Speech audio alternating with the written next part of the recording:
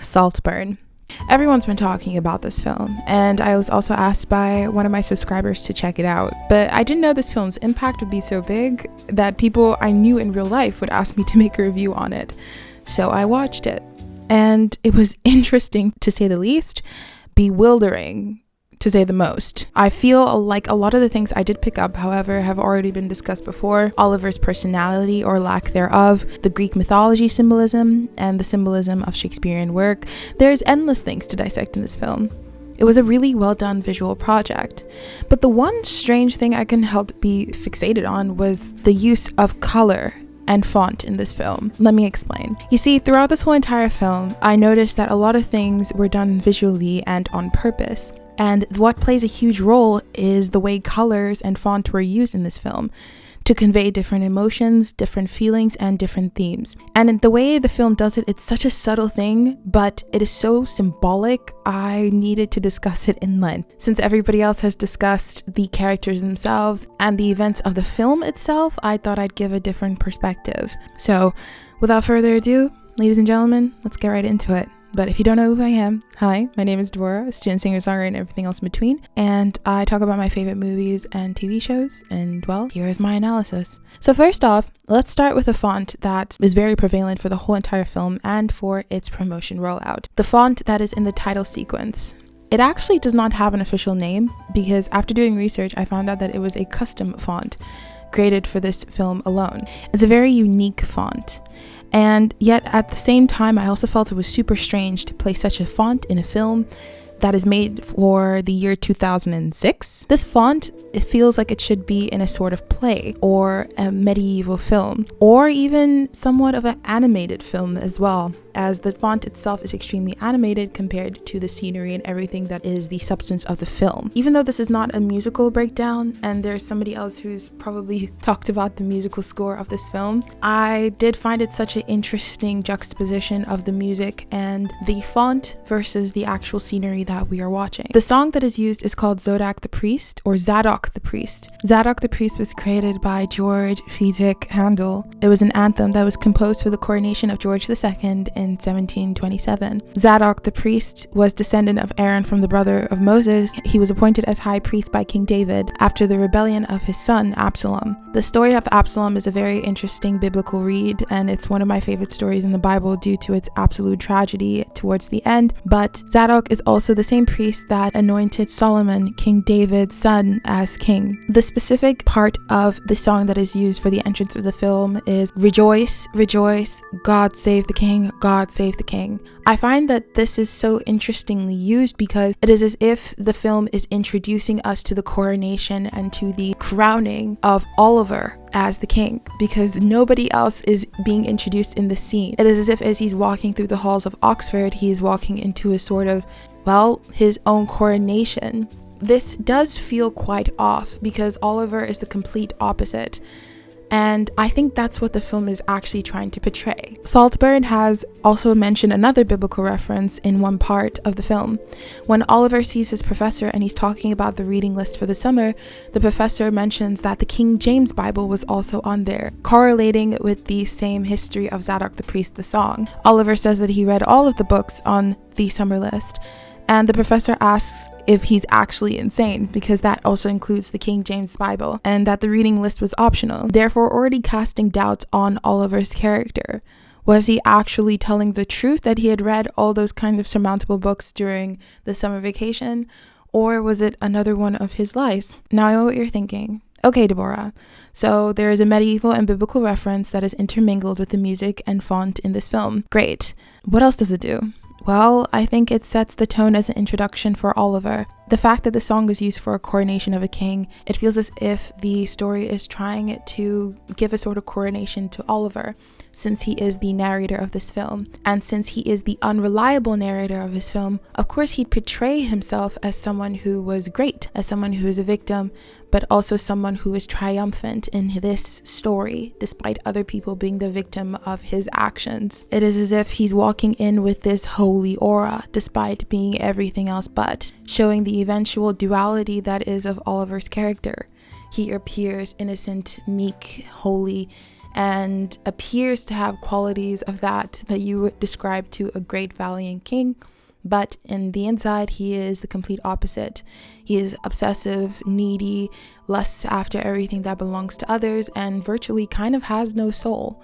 In fact, he himself calls himself a vampire. I also think that the use of font in Saltburn shows the juxtaposition with reality. This font is extremely animated and does not feel like it belongs in the story at all. It does not belong in the year 2006. It does not belong in this reality. And yet it is what we are introduced to Oliver with, showing that Oliver's mind is not truly grounded in reality. His false sense of self is not grounded in reality. You also see this point of language and medieval text when Oliver is in the room with his professor, and Farley makes fun of him, saying that he uses the word thus 7 times in his own essay. The word thus, even though it is used in modern day English, you can definitely say that it is used significantly less in modern day English than it would perhaps in medieval times. If we were to establish a link therefore, Oliver's use of medieval terms rather than modern terms feels very dated, and the use of Saltburn's music all correlate to show Oliver's false sense of reality, which is also dated and is more important than he actually is. He's sort of looking towards himself as a sort of king. This is also not helped by the fact that in the opening scene, there is a cinematic shot that is shot in a way that you would actually think that this film was about to be a gothic film filmed in a medieval castle, as they zoom in with low exposure on this building. If you didn't know anything about Saltburn, you would perhaps think that this was about to be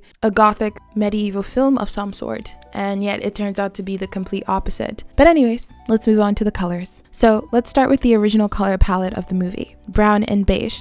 What is interesting about Saltburn is that its original color palette is a lot of browns, a lot of light browns, a lot of beiges, and those kinds of color palettes are used to portray the normal scenes in the film, reality. Basically, a lot of this is used within Oxford itself, as it is a normal building and is of everyday life. A lot of browns, lights, and beiges also are representative of academia, whether it's dark academia or light academia, whatever aesthetic you identify. Those colors show a lot of neutrality. And a lot of the times when everyday things are shown, this tends to be the original color palette of the movie. It isn't until we're in specific scenes and we're supposed to feel specific emotions do the colors change. In the film, brown, beige, and other colors like these are also showing general or everyday normal things. I also think it is quite interesting that it shows something as ordinary as Oliver's family home. Brown is the original color as you see the other houses in his neighborhood and his own home as well. It shows things that do not really stand out and are part of everyday life. Just like all the homes in his suburban area, they're just normal and they do not really call for too much attention at all. Weirdly enough, Saltburn, the castle itself on the outside, follows a similar palette, but is just more grandiose in its making, and it's of course a mansion. It looks like a plain old building from the outside, just more wealthy. It's not until you enter the inside do you see the absolute craziness in uses of color within every single room. And do you finally realize how different things truly are from what you can see on the outside? Then we can move to the discordant color. A discordant color in film theory is a color that is a diversion from the film's original color palette. This color technique can help the viewer focus on the important aspect of the film. One of the most important colors that we notice in this film is red. Red is a huge motif in the world of Saltburn. Originally, red has many connotations in film and cinema and is used to portray varying emotions and feelings. It's a very powerful color and it tends to traditionally represent intense and uncontrollable feelings, love and romantic passion, violence and danger, distress and hate, temptation and lust, rage and ambition for power, passion, excitement, or even desire. These are themes that are often associated with this color. And there's so much red in this film, it is everywhere. We don't get introduced to the proper color of red as the ambiance until the first ever lustful scene. The color red is introduced with the character Felix when he goes off with a girl after a party, symbolizing that there is lust in the air. We also see Oliver watch this scenario, symbolizing his own lust for Felix as the couple's lust as well. This is a theme that will continue on throughout the whole entire film. Red is again introduced to us the second time round in another lustful scene when he is in the bathtub. If you notice, Oliver's background when you are aware that such a scene is happening is red. As he walks in the hallway, it is red lights that are shone on him and red lights that are behind him, and I think also red doors in that hallway. As Felix is in the bathtub pleasuring himself, you can see that red is all over the scene, symbolizing and giving the ambiance of lust from both ends. Felix is always in a state of lust of some kind over someone or another woman, and Oliver is always lusting after him. It is also interesting that it is the same color red that is the main font of Saltburn, showing the intensity and the passion and the conflicting emotions behind the world of Saltburn. There's also another scene in which Felix introduces the color red again. When Felix is giving a tour of the different types of rooms in the house to Oliver, he mentions that not only is there a red staircase, but there's also a corner in the room where he was intimate with his cousin. And in that shade of room, if you notice, the light in that specific corner is red, but every other light that looks the same is fluorescent or yellow or a standard off-white color, as if that corner is a lustful corner, which is very interesting. The color red is also extremely significant with the red curtains in the dormitory room. Felix has red curtains in his room, which also mirror the red curtains in his home in Saltburn. We see him lie down on a red carpet for the first time that there is also conflict in the film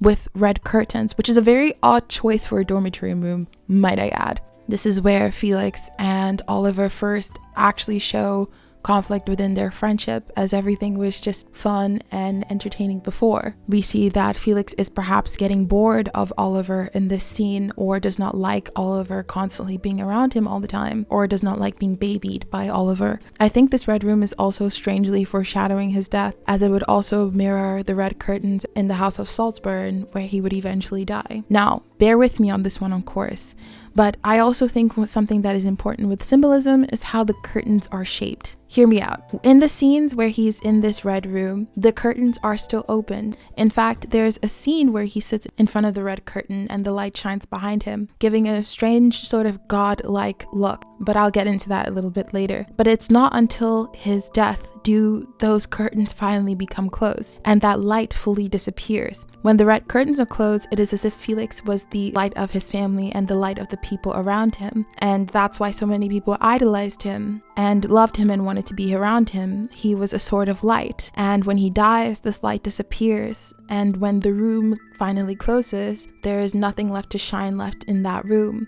And everybody else and their true personalities become unraveled. Everyone's facade instantly falls apart, and everyone's true personalities come out. His parents stop being composed. Venetia drinks wine that ends up actually looking like her own blood, which could be an eventual foreshadowing for her own death, as her blood is all over her body, just like how the wine is spilt all over her body. Sir James finally tells his opinion of Farley, saying that he does not want any more of his American feelings, showing that he truly did have some point of contention for Farley, and he was just keeping his composure and saving face. But actually, maybe perhaps he didn't like Farley all the way, like they all pretended like they did. The only person in this room that seems actually better with the red lighting was Oliver. Before the curtains were closed, Oliver looked like he was crying and his eyes were red and puffy. And even though everybody else was crying, when the red curtains were finally closed and they were sort of in darkness, it is Oliver's face who looks quite unfazed, and he's the one who's the most composed, because his feelings of grief, while he might have loved Felix and was super obsessed with Felix, he truly does not feel it like everybody else. And so that's why he can gain such composure in the midst of darkness, because frankly, my man has no soul.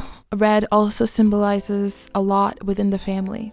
When you come into the room of Saltburn and you see the family all together besides Venetia, I find it interesting that they are all seated in the red room. Even though this house has many different rooms, and there is a red room and a blue room and even a green room, the blue room and the green room are never used. In fact, it is the red room that the family is the most comfortable being in. It is the first time you see the family all together as one unit, besides Venetia, of course. And yet, even though they are together, it feels very unsettling, clearly trying to portray the opposite of what they truly are. They're portraying a happy family that is humble by sitting together around a small television, as if they do not live in a humongous mansion with familial wealth. They look like this tight-knit family that loves to share intimate moments, but that couldn't be further from the truth. And yet, in the same red room with a bunch of things on the wall that makes you feel like you're almost in a claustrophobic space with no privacy, ornaments around the room at the same time are extremely distracting. The family sits down and shows their true colors, as well as they gossip about Oliver before he even walks into the room. Despite in his face pretending to be kind, they show their obvious distaste for him and for poverty. In fact, it is Felix's mother that says she has a distaste for ugly things, and yet calls Pamela stylish, even though poor Pamela is actually somewhat dressed like a clown with red hair. I think it is interesting that is the red room. You are attracted to this family because red is such a passionate color, and yet at the same time that red should also be a warning sign, a warning label to stay away from the family, almost like a dangerous sign or a hazard that they are truly not what they seem. And yet at the same time, you cannot help but be attracted to them and their facade. The same red room is also a place where Farley and Felix have a conversation, and Farley is asking for more money for his mother. Him and Felix have an argument in that same red room. Red represents conflict and war. Yet in this situation, not only is it conflict, but it also feels like a sort of war. It is as if Farley is at war with Felix, having to use his last cards that he possibly has for battle, which is using the race card. It was as if that was his final card, his final tactic, his final strategy in this war of words, and he loses. Red is also used for Felix's birthday scene, which I thought was such a strange choice for someone who's supposed to be celebrating. But I think red here not only symbolizes the blood that he is about to shed, which is Felix's, but it's also for his humiliation, and also could possibly show his conflicting feelings within himself. Perhaps it is fear and anger and obsession, since he's obsessed with Felix. He loves Felix, even though he constantly denies that. And yet Felix wants nothing to do with him anymore. And so within this moment, you see this war of feelings and conflict of feelings within Oliver's mind. He feels humiliated. He knows his time in Saltburn is up. Felix does not want to talk to him again. And yet he is so obsessed with Felix that he cannot even be present in his own birthday. It is all a bunch of intense emotions clashing together, which I think red represents in this scene. And as the scene progresses, red would eventually foreshadow blood, which would be Felix's later on. I also think that motif is continued after Felix is dead, and it is the morning thereafter. Oliver wears a maroon colored robe, which I think is also Felix's, which is a symbolism that there is blood on his hands.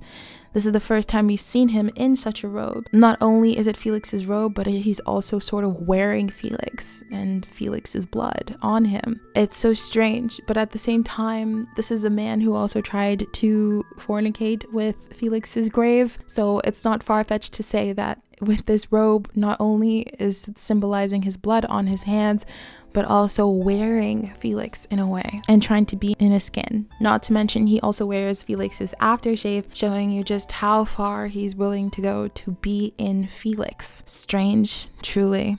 Another strange color I wanted to talk about that doesn't come too often in this film is pink. Pink is a combination of red and white, and in film, pink is also the color of innocence, romance, charm, sweetness, femininity, playfulness, empathy, and beauty. And in this world of Saltburn, pink isn't a very common color. You see colors like lilac and purple, but not really pink. And the one person who represents this color, funny enough, is Venetia. Everything in the world of Saltburn is so academically focused. Pink itself doesn't necessarily fit into this world because of its very playful nature.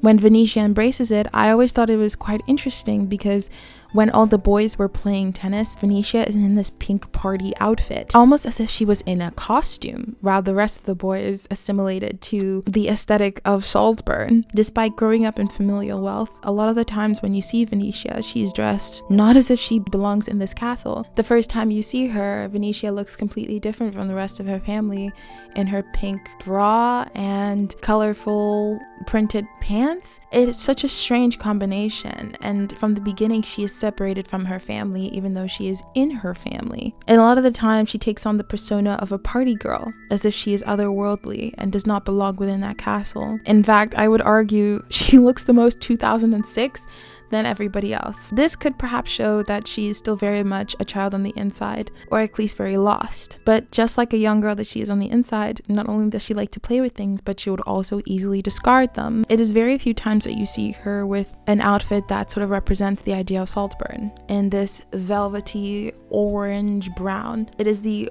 only time you truly see her wear such a color, and she doesn't really do that again. In fact, she wears swimwear pink clothing to the breakfast table where everyone else is wearing completely different colors. But at the same time, I cannot help but feel that it is a strange facade, as if she wants to appear feminine, free, and playful, but on the inside she is truly the opposite. She is broken and has so many issues, and of course with a mother like hers who's emotionally vapid, well, you can see why. Even though she's cold-blooded like the rest of her family, she does everything that she can to try and separate herself. A lot of the times her outfits make her look so misplaced out of the rest of the family, despite being so rich. It could mean that she feels out of place with her family a lot of the times. Let's move on to the next color, blue.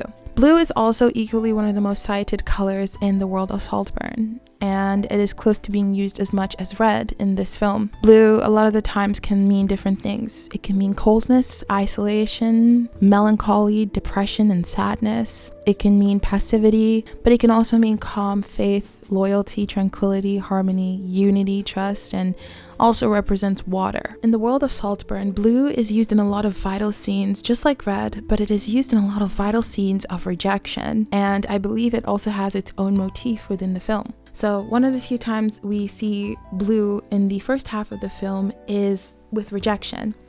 This is when Felix first rejects the girl that he was with in the beginning half of the film, and the girl shows up at their dormitory downstairs. If you notice the ambience of the place, it is blue.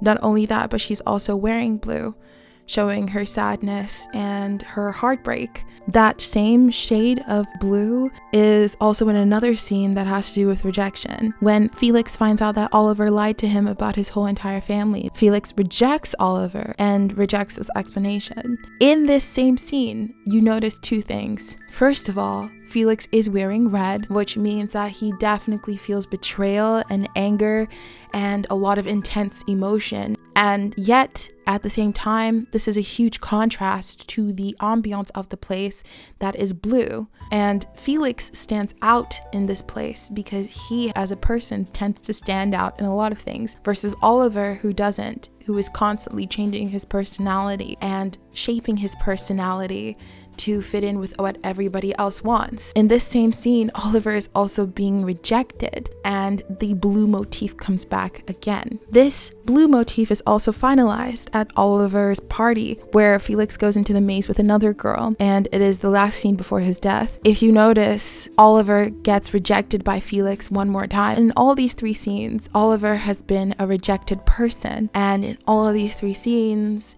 the ambience has always been that of blue. Another strange place where blue is used besides rejection is also in a lot of sexual scenes, which is quite strange, because blue does not project the same feeling of lust or true desire or passion for somebody, and yet it is used in two exact scenes that are sexual in nature. The first one is between Oliver and Venetia, and while I'm not going to say that Oliver does not have any true feelings for Venetia, his feelings are not like the same as he has with Felix. It feels that Venetia is just an object in his way, and he learns very quickly that if he's going to survive in Saltburn, he must be useful to every single member, or at least have control over them to some degree. If you notice, in a lot of lustful scenes with Oliver and Felix, all of the scenes are red, because he truly does love and is obsessed with Felix. But with Venetia and with Farley, he does not truly love these people, but they are instead a means to an end. He is just an object to her, something that she would like to play with,